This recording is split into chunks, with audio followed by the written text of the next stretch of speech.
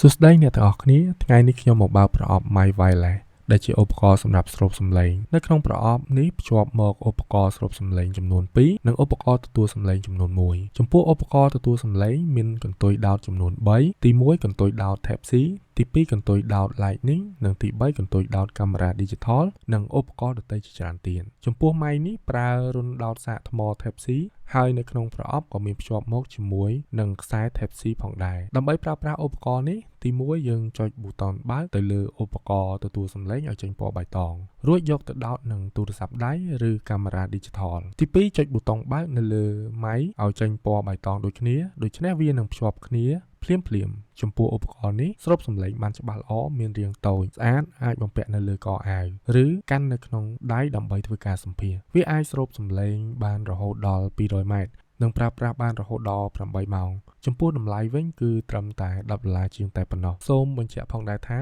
ចំពោះតម្លៃ Mic នេះសម្រាប់អ្នកដែលចាប់ផ្ដើមផលិតវីដេអូដំបូងហើយមិនចង់ចំណាយប្រាក់ច្រើនហួសហេតុលើ Mic ដែលមានតម្លៃថ្លៃហួសកម្រិតសម្រាប់បងប្អូនមានតម្រូវការសូមឆាតចូល Page P Shop ឬ Link Telegram ខាងក្រោម